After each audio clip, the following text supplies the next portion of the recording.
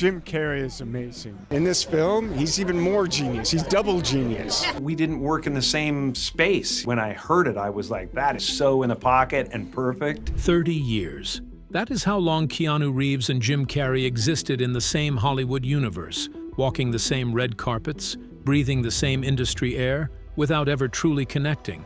30 years of near misses, of parallel careers, of mutual admiration from a safe distance. And then, in December 2024, they finally came face to face. And what Keanu Reeves said afterward, what he revealed about Jim Carrey, the man behind the mask, stopped Hollywood cold. Because the story of what Jim Carrey really does behind closed doors is not the story you think it is. It is stranger. It is darker. It is, at times, genuinely shocking. And it took someone with Keanu Reeves's credibility, a man famous for never lying, for being Hollywood's most trusted voice, to finally pull back the curtain. So stay right here, because by the end of this video, you are going to see Jim Carrey in a way you have never seen him before. And more importantly, you are going to understand why it took Keanu Reeves to be the one to say it out loud. The unlikely union, how these two men finally met. Let's set the scene. It is December 2024. Sonic the Hedgehog 3 is about to hit theaters. The world is watching two of the most iconic actors of the 1990s, Jim Carrey and Keanu Reeves, finally share a franchise. Carrey is back playing the deranged, brilliant Dr. Ivo Robotnik and his grandfather, Gerald Robotnik. Reeves has joined as the voice of Shadow the Hedgehog, the fan-favorite dark anti-hero. On the surface, it looks like a fun Hollywood pairing. Two legends, great chemistry, box office gold. But when you start pulling on the threads of what happened during this collaboration, what was said in interviews, what was revealed backstage, and what Keanu Reeves went on record saying about Jim Carrey, a far more complicated, far more fascinating picture begins to emerge. Here is the first thing you need to understand. Keanu Reeves and Jim Carrey had only met once before, socially, 6 or 7 years prior. Reeves himself confirmed this during the Sonic 3 press tour, saying, and these are his words, "I met him socially in passing once, 6 or 7 years ago, but then really just hanging out at the London premiere of Sonic 3. 6 or 7 years, one passing encounter. That's it." Now ask yourself, how do two men of this stature, both working in Hollywood for over 3 decades, go that long without ever really knowing each other? That question matters, because the answer tells you everything about who Jim Carrey really is and why he exists, even now, as something of a mystery to the people around him. A source close to the production put it plainly. It's a little insane that it took 30 years for these two icons to find each other, work together, and build a real friendship, but better late than never. Better late than never. But why so late? Why had Hollywood's most beloved oddball managed to remain such a stranger to its most universally liked leading man? We're going to answer that. But first, let's talk about what Keanu actually said. Keanu Reeves speaks what he revealed on the record. During the Sonic the Hedgehog 3 press tour, in an interview with Access Hollywood, Jim Carrey was asked about his new co-star Keanu Reeves, and what Carrey said was remarkable in its sincerity. He said Reeves was the man that every man aspires to be. Now, celebrities say nice things about each other all the time. That's Hollywood. You learn to filter the puff from the substance. But here's what made this different. Carrey wasn't in the room with Reeves when he filmed. The two actors didn't even share a physical set. Carrey performed live-action scenes on location. Reeves provided his voice for Shadow in a recording booth. They weren't trading scenes. They weren't building chemistry face-to-face. As Carrey himself admitted, "We didn't work in the same space." So everything Carrey said about Reeves was based on watching the output, hearing Reeves' voice work in isolation, seeing what the man created alone in a booth, and deciding that what he witnessed was something extraordinary. When I heard it, I was like, that is so in the pocket and perfect, Carrey said. This beautiful stoic nature that he has, he really elevated it completely to from what I was even thinking it could be. Now, Keanu Reeves responded, and this is where it gets interesting, because Keanu, who is famous, genuinely, verifiably famous, for saying what he means, didn't just return the compliment like an actor running a PR script. He said something specific. He praised Jim Carrey's genius. He called Carrey double genius for playing two characters in the same film, and he said, with that quiet, careful Reeves delivery, he's very kind and he's very generous, and it speaks to his beautiful heart. Kind, generous, beautiful heart. Those are not words people typically use to describe Jim Carrey. Funny, yes. Unpredictable, absolutely. Brilliant, without question. But kind? Generous? Because here's what Keanu Reeves didn't say, and what the rest of Hollywood, the directors, the co-stars, and the public record reveal about what Jim Carrey has actually been doing behind closed doors for the past 30 years. The man behind the mask, Jim Carrey's real behavior off camera. Now we get to the heart of it, because Jim Carrey, behind closed doors, is nothing like Dr. Robotnik. He is nothing like The Mask. He is not Ace Ventura, bumbling and lovable. He is something far harder to categorize. He is a man who has, on multiple occasions, shown Hollywood that he plays by entirely different rules than everyone else. And the most documented, most jaw-dropping example of this came not in a tabloid, not in a lawsuit, but on a film set, captured on camera, later locked in a vault by a major studio for nearly 2 decades because they were afraid of what the world would think. Let's talk about Man on the Moon. In 1999, Jim Carrey was handed one of the most demanding roles of his career, playing the late, legendary, and deeply eccentric comedian Andy Kaufman in the biopic of the same name, directed by Milos Forman. At this point in his career, Carrey was the biggest comedy star on the planet. He had already done Ace Ventura, The Mask, Dumb and Dumber, The Truman Show. He was untouchable. And he decided to use that untouchability to do something that, to this day, people in Hollywood still argue about. Jim Carrey went method. Not in the way most actors go method, retreating into a character at key moments, doing research, staying quiet on set. Carrey did something else entirely. He announced that from the moment filming began until the moment it ended, every waking hour, on set and off, he would be Andy Kaufman, not play him, be him, and he meant it. Director Jeff Fowler, who worked with Carrey on the Sonic franchise, later described a key truth about Carrey's work ethic that applies to everything he does. He works himself that hard. I learned that on the first film. He knows people are showing up to see him and he wants to deliver. But on Man on the Moon, wanting to deliver pushed Carrey to an extreme that left everyone around him genuinely unsettled. From day one on set, Carrey refused to answer to his own name. Cast and crew were instructed to call him Andy, not Jim. Anyone who slipped up was met with confusion, because as far as Carrey was concerned, Jim Carrey did not exist. Only Andy Kaufman did.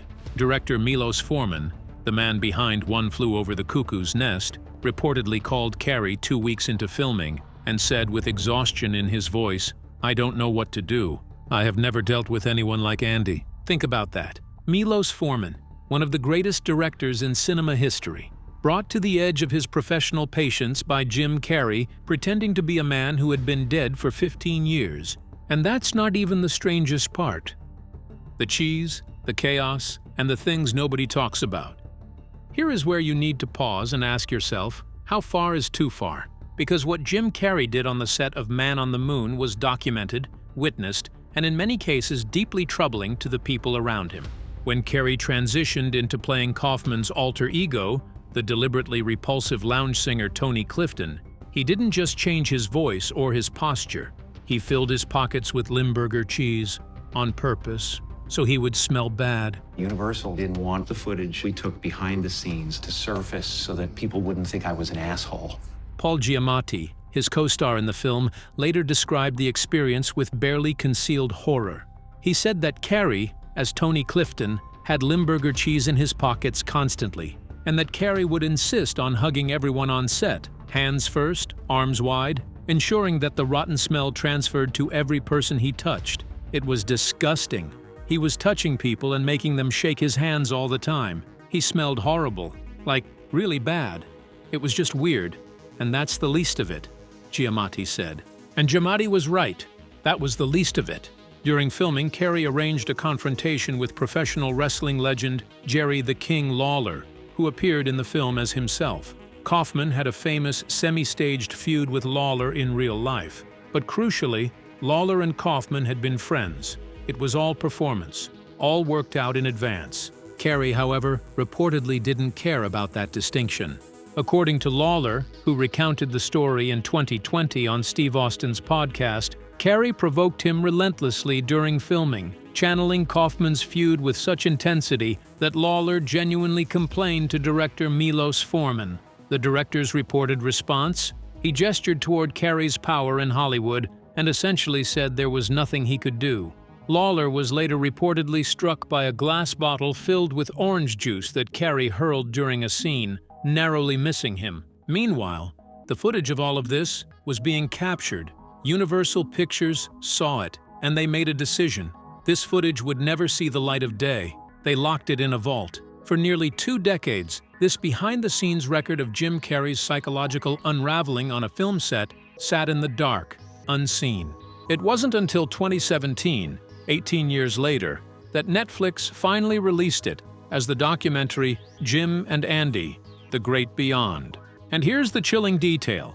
The footage had been buried, not because it showed Carrey being bad at his job. He won a Golden Globe for the performance. The footage was buried because Universal feared it would damage his image. Let that sink in. The studio was not protecting the public from something untrue. They were protecting a star from the truth about how he behaves when the cameras aren't rolling. And this raises a question I want you to sit with. If Keanu Reeves, a man who has heard these stories, who has worked in Hollywood long enough to know the folklore around Jim Carrey, if he still calls Carrey kind, generous, and beautiful-hearted, what does Keanu Reeves know that the rest of us don't? Or is he choosing, carefully, to only tell part of the story? Martin Freeman, Hollywood's verdict, and the debate that never ended.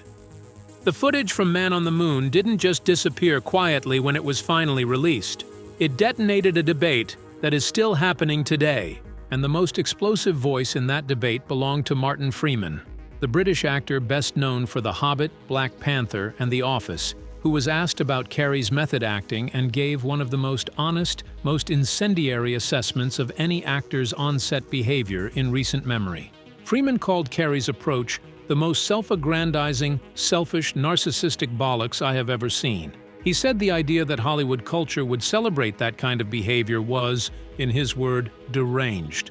He said Carrey should have been fired. He said that if Carrey had been anyone other than the biggest movie star in the world, he would have been removed from the set. Can you imagine if he had been anybody else? Freeman asked. He would have been sectioned, let alone fired. It's the ridiculous leeway given to some people. Now, this is important. Freeman said all of this without knowing Carrey personally. He was reacting purely to the documentary footage, to the behind-the-scenes record. And yet, when Keanu Reeves, who has now actually spent time with Jim Carrey, who has sat with him at the London premiere, who has had real conversations with the man, when Keanu speaks, he says something completely different. He says, kind, generous, beautiful heart. How do we reconcile these two portraits? Is it possible that Jim Carrey in 1999, locked inside the psyche of Andy Kaufman, is a fundamentally different person from Jim Carrey in 2024, sitting across from Keanu Reeves at a premiere? Is it possible that 3 decades of life, of loss, of reflection, of spiritual searching, have genuinely changed the man?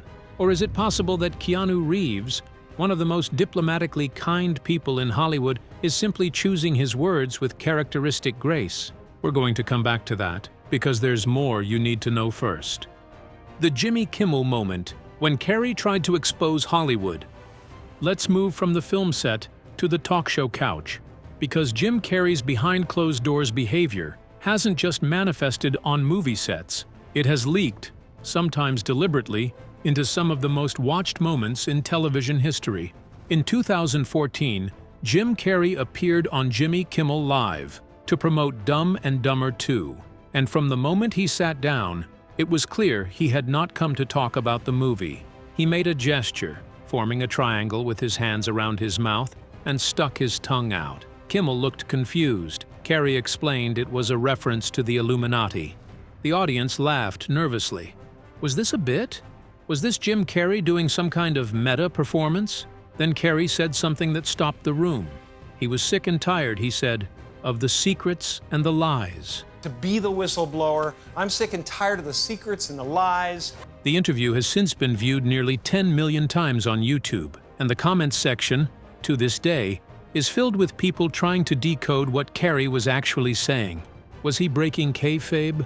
Was he genuinely trying to expose something? Or was this another layer of performance from a man who has spent his entire life blurring the line between reality and fiction? What's notable is that this was not an isolated incident. Carrey has used public platforms repeatedly to take shots at Hollywood that land somewhere between comedy and genuine accusation. At the Golden Globes, he stood before the assembled elite of the entertainment industry and delivered a speech that was equal parts joke and indictment, talking about how he dreams of being a 3-time Golden Globe winner because then I would be enough. It would finally be true, and I can stop this terrible search. Because then I would be enough. It would finally be true. And I could stop this terrible search. The room laughed, but Hollywood veterans in that audience would have recognized something underneath the humor. A man describing in real time the psychological trap that the entertainment industry sets for its biggest stars. When Will Smith slapped Chris Rock at the Oscars in 2022, Carrey went on CBS Mornings and called Hollywood spineless en masse. He was one of the first major stars to go on record with a condemnation that strong. He called the standing ovation that followed Smith's Oscar win sickening.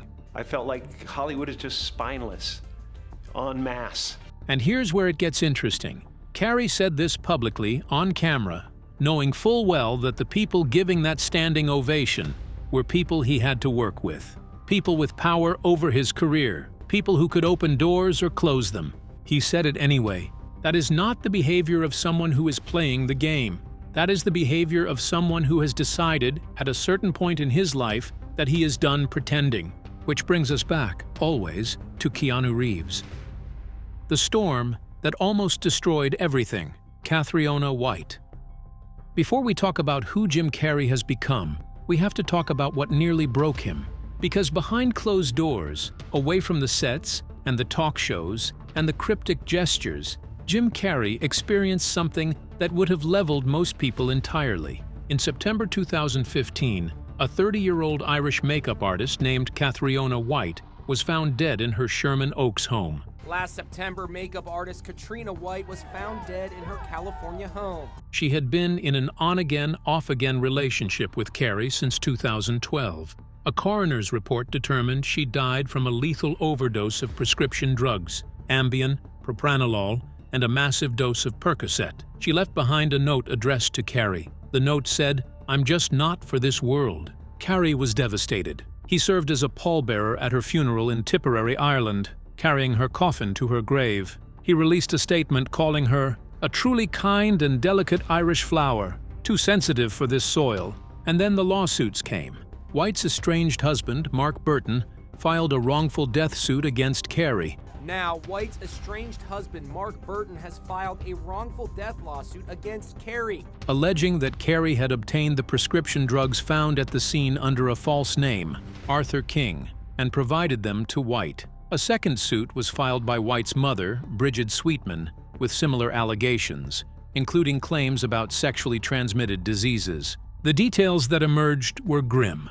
Drug bottles with the alias Arthur King had been found at the scene. The lawsuit alleged Carrey had sent a text message to White after she was already dead, a detail the plaintiffs characterized as an attempt to obscure his involvement. Carrey denied everything. He called the lawsuits heartless and evil. He filed a countersuit, alleging that Burton had attempted to extort him, threatening to go to the press with false allegations unless he received money. As the case progressed, a 2011 document presented by the plaintiffs, purportedly showing White was STD-free before meeting Carrey, was found to have been forged. In January 2018, both lawsuits were dismissed. Both sides withdrew. The legal circus ended without a verdict, without a conviction, without resolution. But the damage, the psychological weight of it, left marks on Carrey that are still visible today.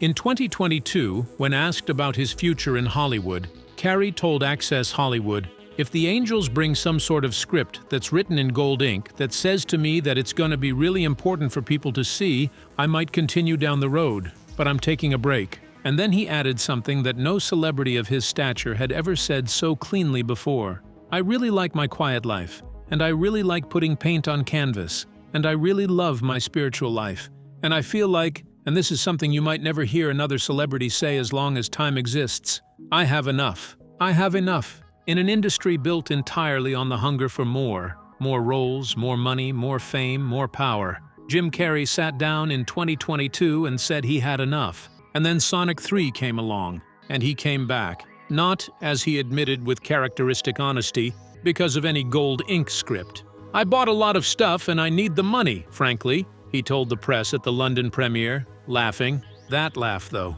there is something underneath it, something that Keanu Reeves saw up close at that premiere, something that made him use the word beautiful when he talked about Jim Carrey's heart. Keanu Reeves, the witness, what he actually saw. Now let's be precise about what Keanu Reeves actually witnessed, because precision matters here. Reeves and Carrey did not share a film set in the traditional sense. Carrey performed his live-action scenes in front of a camera on a physical stage. Reeves recorded his voice work in a separate space entirely. The director, Jeff Fowler, was the bridge between them during production. What Fowler later confirmed about Jim Carrey on set is revealing. He said, "He works himself that hard. I learned that on the first film.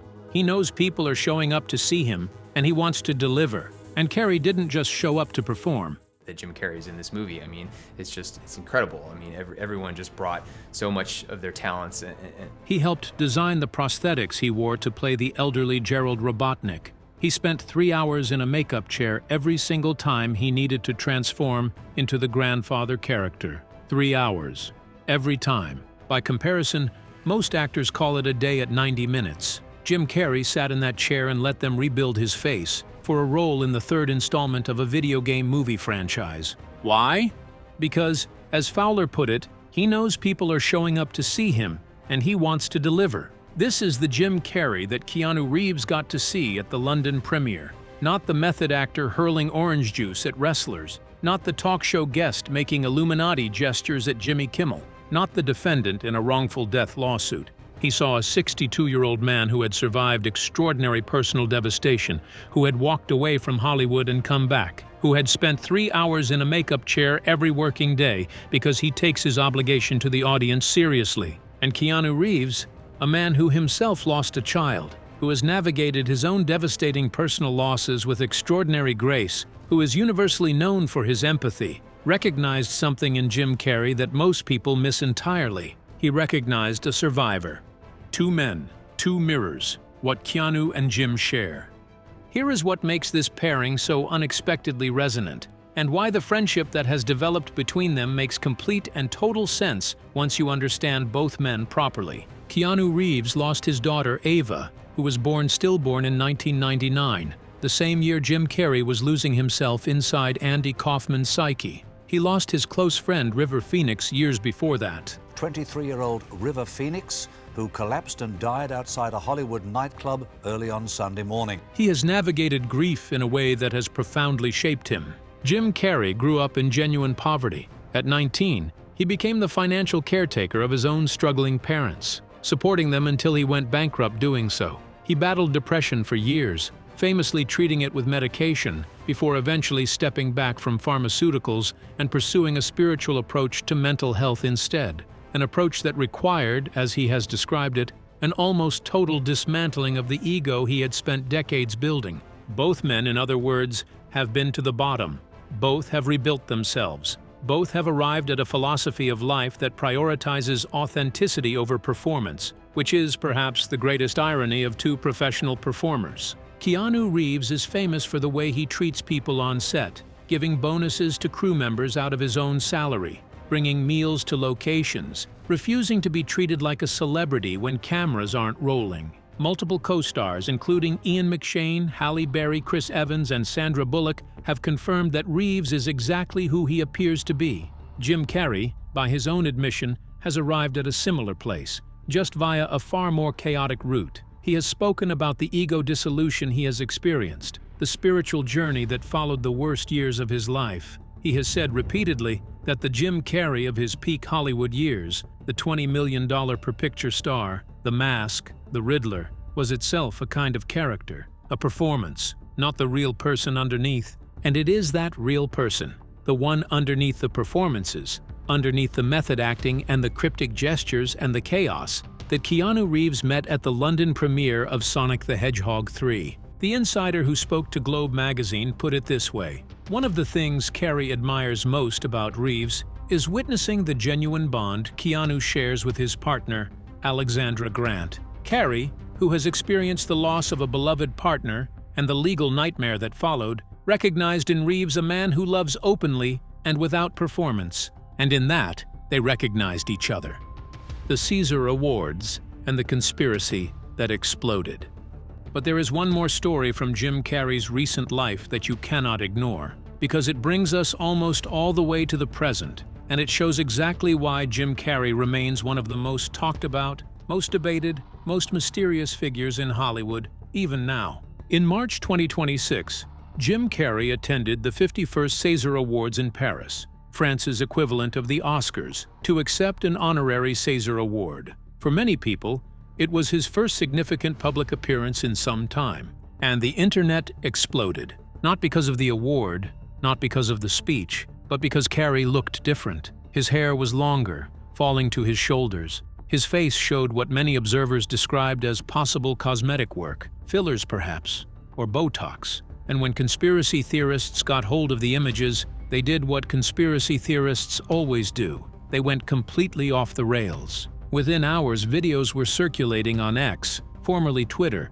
claiming that Jim Carrey had been cloned, that the man accepting the Caesar Award was not Jim Carrey at all, but a replacement. His updated appearance sparking a wild rumor that it was actually someone else who was there in Jim's place. These theories connected to an older conspiracy, rooted of all places in that 2014 Jimmy Kimmel interview where Carrey made his Illuminati gesture, suggesting that Carrey had been replaced after exposing the elite. His representative confirmed publicly that it was indeed Jim Carrey at the awards. The general delegate of the Caesar Awards, Gregory Collier, who had spent 8 months coordinating the visit, was emphatic. "For me, it's a non-issue.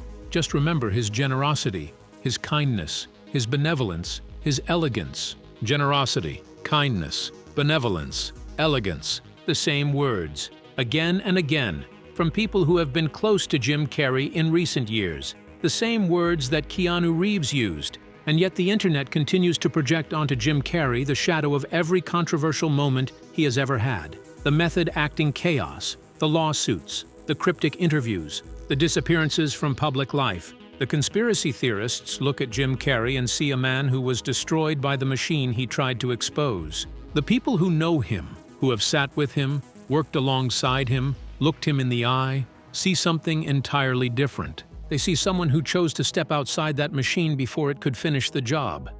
What Keanu Reeves really exposed, the full picture. So let's return to where we started. Let's answer the question the title of this video poses. What did Keanu Reeves expose about Jim Carrey? He didn't expose a scandal. He didn't uncover a crime.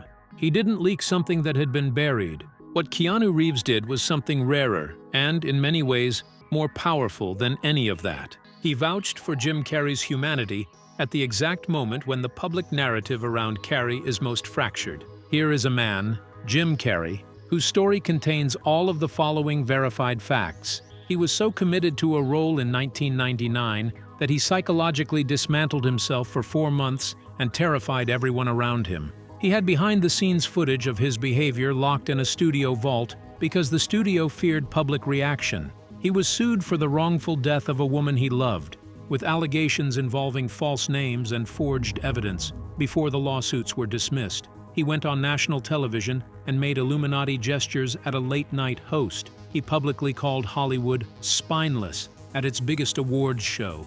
I felt like Hollywood is just spineless, en masse. He announced his retirement. He unannounced his retirement. He showed up to the Caesar Awards and triggered a cloning conspiracy theory. This is a man who is, by any objective measure, extraordinarily difficult to read. And into this complexity walked Keanu Reeves, a man who, by contrast, is extraordinarily easy to read, transparent, consistent, trustworthy. And Keanu looked at Jim Carrey, spent time with him in the real world, not a film set, not a press junket line, but actually with him, and said, "Kind, generous, beautiful heart." That is the exposure. That is what Keanu Reeves pulled back the curtain on, not Jim Carrey's darkness. The internet has cataloged that thoroughly enough. What Keanu exposed is the possibility that Jim Carrey has done something almost no one in Hollywood manages to do. He has come out the other side. The method acting, the lawsuits, the cryptic gestures, the spiritual crisis, the loss, the retirement, the comeback, all of it has produced, apparently, a man who Keanu Reeves is proud to call a friend. A man whose heart Keanu calls beautiful. A man who spent 3 hours a day in a makeup chair because he takes seriously the obligation to the audience. And the friendship? It's not just polite words for the cameras. According to sources close to both men, their bond is genuine enough that Reeves has reportedly been thinking about how to help Carrey in his personal life too, including potentially setting him up socially. The source was clear. They're definitely going to make another movie together, but the friendship is what's really important. Sonic 4 is already confirmed, set for release in 2027. Carrey has said he's open to the idea of returning despite his character's apparent death in the third film. Reeves has expressed interest in reprising Shadow. They will almost certainly be in the same franchise again. And the next time you see them on a red carpet together, the man famous for radical sincerity standing next to the man who spent 30 years in controlled chaos, you will know the full story of how they found each other and what they recognized when they did. The bigger question, what does this tell us about Hollywood? Before we close, I want to leave you with something to think about. Jim Carrey's story, the real, full, verified story, is not a cautionary tale. It's not a redemption arc. It's something more complicated and more interesting than either of those things. It's the story of what happens when someone with an almost pathological commitment to authenticity tries to exist inside an industry built entirely on illusion. Hollywood wanted Jim Carrey to play the game, to show up, be funny, collect his $20 million, smile for the cameras, and disappear until the next movie. He was supposed to be the product, the reliable, bankable, infinitely reproducible comedy machine. Instead, he spent 4 months becoming a dead man on a film set. He blew up interviews with cryptic gestures. He walked away from the biggest career in comedy because he said he had enough. He buried a woman he loved, survived 2 lawsuits that tried to bury him, and then came back. Not on Hollywood's terms, but on his own. And here is the thing about Keanu Reeves that makes his endorsement of Carrey so meaningful. Keanu is also someone who has never fully played the game. He turned down sequels when they didn't feel right. He gave away millions in salary bonuses to crew members when no one was watching. He has remained, by all accounts, exactly the same person for 30 years, neither inflated by success nor diminished by tragedy. 2 men who refused to become what the industry wanted them to be. 2 men who found each other after 30 years and recognized in the other something real. That is what Keanu Reeves exposed. Not Jim Carrey's failures, not his controversies, not the dark footage locked in a universal vault. He exposed the fact that Jim Carrey, beneath all of it, is still standing. And that, right there, is why this story matters. Because we live in a world that loves to watch people fall. We track the controversies. We screenshot the lawsuits. We share the conspiracy theories. We watch the documentary footage of the cheese in the pockets and the thrown orange juice, and we shake our heads and say, this man is out of control. And maybe he was, but control is overrated in an industry that requires you to surrender yourself completely to a camera. Jim Carrey gave everything, sometimes too much, sometimes in ways that frightened the people around him, but he gave it. And Keanu Reeves, who has been watching all of this from a respectful distance for 30 years, finally stepped close enough to see what's really there. So here's my question for you, and I genuinely want to know what you think, so tell me in the comments. Do you think Jim Carrey gets more credit or more criticism than he deserves? And do you think Keanu Reeves' friendship changes how you see him? Because the story isn't over. Sonic 4 is coming, the friendship is growing, and Jim Carrey, unpredictable, brilliant, complicated, surviving Jim Carrey, is apparently not done yet. If this video gave you something to think about, hit that like button. It genuinely helps this channel reach more people who love deep dives like this one. Subscribe if you're new, because we go beyond the headlines on the stories that actually matter. And share this with someone who has ever underestimated Jim Carrey, because after this, they'll see him differently. We'll see you in the next one.